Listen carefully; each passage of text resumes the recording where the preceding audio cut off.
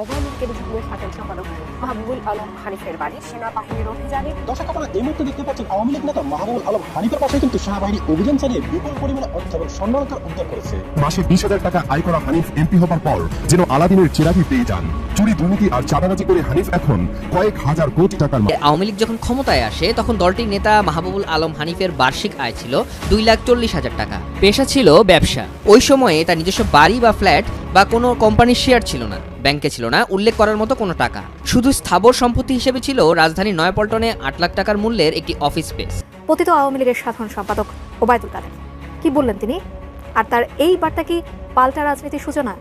2001 থেকে 2006 সাল কেমন ছিল? সম্মানিত দর্শক মণ্ডলী, বাংলাদেশের রাজনৈতিক অঙ্গনের সব আপডেট নিউজ নিয়ে আজকের ভিডিওতে আমি আপনাদের সাথে এমন কিছু চাঞ্চল্যকর নিউ আপডেট এবং লেটেস্ট ভিডিও শেয়ার করতে যাচ্ছি যা দেখলে আপনি রীতিমতো অবাক হয়ে যাবেন। তাই আজকের এই ভিডিওটি সব মিলিয়ে অত্যন্ত গুরুত্বপূর্ণ হতে যাচ্ছে। 1 সেকেন্ড না টেনে ধৈর্য সহকারে পুরো ভিডিওটি দেখার জন্য আহ্বান করছি। আর একটি ছোট্ট রিকোয়েস্ট করছি, তা হলো যদি আপনি আমাদের এই চ্যানেল নতুন দর্শক হয়ে থাকেন অবশ্যই আমাদের এই চ্যানেলটি সাবস্ক্রাইব করে একটি লাইক দিয়ে পাশে থাকা বেল বাটনটি অন করে দিবেন। তাই আর কথা নয়, চলুন সরাসরি আমরা ভিডিওতে চলে যাই। আওয়ামী লীগ যখন ক্ষমতায় আসে তখন দলটির নেতা মাহবুবুল আলম হানিফের বার্ষিক আয় ছিল 2,40,000 টাকা। পেশা ছিল ব্যবসা। ওই সময়ে তার নিজস্ব বাড়ি বা ফ্ল্যাট বা কোনো কোম্পানির শেয়ার ছিল না, ব্যাংকে ছিল না উল্লেখ করার মতো কোনো টাকা। শুধু স্থাবর সম্পত্তি হিসেবে ছিল রাজধানীর নয়াপল্টনে 8 লাখ টাকার মূল্যের একটি অফিস স্পেস। 15 বছর পরের দৃশ্য। পেশায় এখনও তিনি ব্যবসায়ী, কিন্তু মাসে আয় 30 লাখ টাকার বেশি। গাজীপুরে কিনেছেন 3 একর অকৃষি জমি। রাজধানীর গুলশানে 5 কাঠার উপর প্লট। কুষ্টিয়ায় 12% জমির উপর 3 তলা ভবন। রয়েছে 6টি কোম্পানির শেয়ার। এই সময়ের মধ্যে তার বিলাসবহুল দামি গাড়ি হয়েছে 3টি। হাতে নগদ থাকা 36 লাখ টাকা বেড়ে হয়েছে 2 কোটি। লাইসেন্স নেওয়া 3টি অস্ত্র এখন আছে তার। জাতীয় দৈনিক সমকালের এক অনুসন্ধানী প্রতিবেদনে উঠে এসেছে এসব তথ্য। প্রতিবেদনে বলা হয় 1986 সালে ভাগ্য বদলাতে কুষ্টিয়া থেকে খুলনার ডাকোপে গিয়ে মাছের ব্যবসা শুরু করেছিলেন মাহবুবুল আলম হানিফ। সফল হতে পারেননি। ছন্নছাড়া জীবন নিয়ে 90 সালের শুরুতেই ফিরে যান কুষ্টিয়া। বড় ভাই সাবেক সচিব রাশেদুল আলম শেখ হাসিনার পরিবারের জামাই। শেখ হাসিনার ফুফাতো বোনের সঙ্গে তার বিয়ে হয়। সেই হিসেবে শেখ হাসিনার বেয়াই হন হানিফ। আত্মীয়তার এই সম্পর্কই হানিফের উত্থানে সবচেয়ে বড় ভূমিকা রেখেছে। এই পরিচয়ের উপর ভর করে তিনি একসময় হয়ে যান প্রধানমন্ত্রীর বিশেষ সহকারী এবং আওয়ামী লীগের যুগ্ম সাধারণ সম্পাদক। হয়ে ওঠেন আওয়ামী লীগের প্রভাবশালী এক নেতা। এছাড়া 3 বার সংসদ সদস্যও হয়েছিলেন মাহবুবুল আলম হানিফ। প্রতিবেদনে বলা হয় 2014 সালের নির্বাচনী হলফনামায় হানিফের সম্পত্তির হিসেবে কোনো কৃষি জমি থাকার কথা উল্লেখ ছিল না, কিন্তু মংলা ভূমি নিবন্ধন কার্যালয়ে তার নামে 30টি জমির দলিল পাওয়া যায় 2013 সালেই। সেখানে জমির পরিমাণ 66.593 একর। নিবন্ধন কার্যালয়ের তথ্য মতে হানিফের নামে কেনা ওই জমির সবই কৃষি জমি, কিন্তু এর পরের 10 বছরেও তিনি সেসব তথ্য হলফনামায় যুক্ত করেননি। হানিফের কেনা এসব জমি সুন্দরবনের 200 মিটারের মধ্যে, যেখানে একটি শিপইয়ার্ড স্থাপনের জন্য পরিবেশ অধিদপ্তর থেকে অবস্থানগত ছাড়পত্র নেয় হানিফের প্রতিষ্ঠান সানমেরিন শিপইয়ার্ড লিমিটেড। যদিও পরিবেশ আইন ও বন্যপ্রাণী সংরক্ষণ আইন অনুযায়ী সুন্দরবনের চারপাশে 10 কিলোমিটারের মধ্যে কোনো ধরনের শিল্প প্রতিষ্ঠান স্থাপন নিষিদ্ধ। 2010 সালে নিবন্ধন পাওয়া সানমেরিন শিপইয়ার্ড হানিফেরই ব্যবসায়িক গ্রুপ কোয়েস্ট গ্রুপ অব কোম্পানির অঙ্গ প্রতিষ্ঠান। এই গ্রুপের চেয়ারম্যান মাহবুবুল আলম হানিফ। সানমেরিন শিপইয়ার্ডের ব্যবস্থাপনা পরিচালক তার ভাইরা কাজী হাসান শরীফ। তার নামেও ওই এলাকায় 180 একর জমি কেনা হয়। কুষ্টিয়ায় স্থানীয় বাসিন্দাদের কাছে খোঁজ নিয়ে জানা যায় 1 যুগ আগেও হানিফের দৃশ্যমান কোনো ব্যবসা বা সম্পদ ছিল না, কিন্তু এখন কুষ্টিয়া ছাড়াও রাজধানী ঢাকা ও ঢাকার বাইরে অন্তত 4টি জেলায় তার সম্পদ ও ব্যবসা রয়েছে। প্রধানমন্ত্রীর পরিবারের আত্মীয় হওয়ার সুবাদে দলের বড় পদ পাওয়ার পর থেকেই তার কাছে লোকজনের আনাগোনা বাড়তে থাকে। স্ত্রী ফৌজিয়া আলমের নামে কুষ্টিয়ায় একটি বেসরকারি বিশ্ববিদ্যালয়ের লাইসেন্সও পেয়েছিলেন হানিফ। লালন কলা বিশ্ববিদ্যালয় নামে কার্যক্রম শুরু করেছিলেন জেলা পরিষদের নতুন ভবনে। সেখানেও তার বিনিয়োগ কয়েক কোটি টাকা। এছাড়া কুষ্টিয়ায় হানিফের ভাই আতাউর রহমান আতার মার্কেট, দোকান ও শপিং মলে বেশ কয়েকটি দোকান রয়েছে। এর মধ্যে জেলা পরিষদ তমিজুদ্দিন মার্কেট, জেলা পরিষদ মার্কেট, পরিমন টাওয়ার, সমবায় মার্কেটে 50টির মতো দোকান রয়েছে। হাউজিংয়ে 10 তলা বাড়ি আতা ও তার স্ত্রীর নামে হলেও হানিফের অর্থ সেখানে আছে বলে মনে করেন দলের নেতাকর্মীরা। এছাড়া ঢাকা ও কুষ্টিয়ায় তাদের বিভিন্ন প্রতিষ্ঠানে শেয়ার, ব্যাংকে ডিপোজিট আছে। প্রতিবেদনটিতে বলা হয় হানিফ রাজনৈতিক প্রভাব কাজে লাগিয়ে নদী খননের বড় বড় কাজ বাগিয়ে নিতেন। তার নিজের একাধিক ড্রেজার আছে খননের জন্য।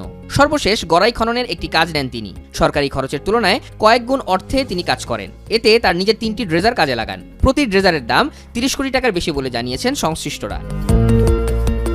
পানি উন্নয়ন বোর্ডের একটি সূত্র জানিয়েছে, সর্বশেষ কুষ্টিয়ায়, মিরপুর ও ভেড়ামারায় পদ্মা নদী শাসনের জন্য 1,600 কোটি টাকার একটি প্রকল্প পাস হয়। কাজ ভাগাভাগি হয় হানিফের ঢাকার অফিসে বসে। সেখানে হানিফ একাই 500 কোটি টাকার কাজ নিজের কবজায় নেন।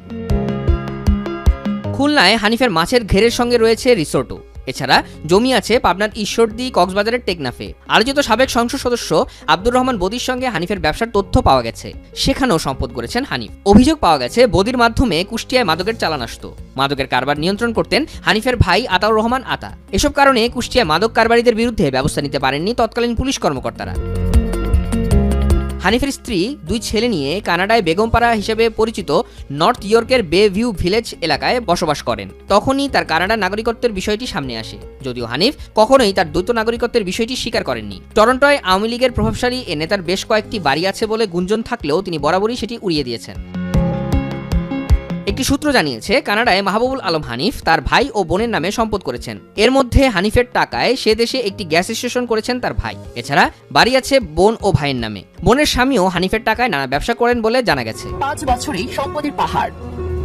গত 5 বছরে প্রায় 5 কোটি টাকায় 70 একর জমি কিনেছেন। এর মধ্যে 66 একর সুন্দরবনের পাশে বাগেরহাটের মংলা উপজেলার জয়মণিগুল গ্রামে 3 কোটি টাকা বিনিয়োগ করে প্রতিষ্ঠা করেছেন 3টি নতুন ব্যবসা প্রতিষ্ঠান। গাজীপুরে কিনেছেন 3 একর জমি, হাতে আছে আরো প্রায় 44 লাখ টাকা। সম্মানিত দর্শক মণ্ডলী, যতই দিন গড়াচ্ছে ততই রাজনৈতিক অঙ্গন উত্তপ্ত ও বিশৃঙ্খলতা ও অরাজকতার সৃষ্টি হচ্ছে। রাজনৈতিক অঙ্গনে যেন নিত্য নতুন বিভিন্ন প্রকার ঘটনা যেন শেষই হচ্ছে না। আওয়ামী লীগের দোসরদের বাড়ি থেকে কারি কারি টাকা উদ্ধার হচ্ছে। আওয়ামী লীগের দোসররা 16টা বছর মানুষের যে রক্ত চুষে খেয়েছে তার প্রতিটা বিন্দু এখন চুয়ে চুয়ে পড়ছে। আইন শৃঙ্খলা বাহিনীর হাতে সব কিছু এক এক ফাঁস হয়ে যাচ্ছে। বাংলাদেশের 18 কোটি মানুষকে তারা যে কি পরিমাণ অত্যাচার, নির্যাতন, নিপীড়ন, দমন, গুম এবং কি পরিমাণ তারা টর্চার করেছে তার উজ্জ্বল দৃষ্টান্ত এখন বেরিয়ে আসছে। এক দল শেখ হাসিনাকে ক্ষমতায় বসানোর জন্য ইদানিং উঠে পড়ে লেগেছে।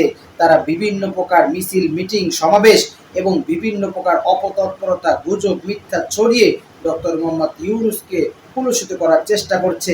অপল দল, রাজনৈতিক দল তারা ক্ষমতায় বসার জন্য উঠে পড়ে লেগেছে। তারাই তো বলেছিল সেই গণ অভ্যুত্থানের সময় এই অভ্যুত্থানের সাথে বিএনপি কখনোই সরাসরি জড়িত নয়, বরং সরাসরি জড়িত হলো ছাত্ররা। আর এখন কিভাবে পল্টে নিচ্ছে, তারা বলছে এটা ছাত্রদের পক্ষে, এটা ছাত্রদের একার ফসল নয়, এটা বিএনপির সেই স্বাধীনতার পর থেকে তারা যে কষ্ট করে চলেছে সেই কষ্টের একটি ফসল। সত্যি অবাক লাগে, যখন 16টা বছর আপনারা কিছুই করতে পারেননি, ছাত্ররা যখন তাদের বুকের তাজা রক্তের বিনিময়ে এই বাংলাদেশকে পুনরায় স্বাধীন করেছে, তখন তাদেরকে আপনারা 2 টাকা মূল্যও দিতে চাচ্ছেন না, বরং ক্রেডিটটা সম্পূর্ণ আপনারা নিতে চাচ্ছেন। এটা সত্যিই হাস্যকর। যারা এই সমস্ত হাস্যকর কথা বলে বেড়ান তারা সত্যিই পাগল ছাড়া ভিন্ন কিছু নয়। সম্মানিত দর্শক মণ্ডলী, আওয়ামী লীগের এই সমস্ত বাজে কথার উত্তরে আপনার কি মন্তব্য? অবশ্যই আপনার সেই মূল্যবান মতটি আমাদের কমেন্টস বক্সে জানিয়ে যাবেন। আর আজকের এই ভিডিওটি যদি আপনার ভালো লেগে থাকে অবশ্যই ভিডিওটি একটি লাইক দিয়ে শেয়ার করে দিবেন। আর যে পর্যন্তই সকলে ভালো থাকবেন, সুস্থ থাকবেন, নিরাপদ থাকবেন এই আশা ব্যক্ত করে আজকের ভিডিও এখানেই শেষ করছি। আমিন ওয়া আখিরু দাওয়ানা আলহামদুলিল্লাহি রাব্বিল আলামিন। আসসালামু আলাইকুম ওয়া রাহমাতুল্লাহি ওয়া বারাকাতুহু।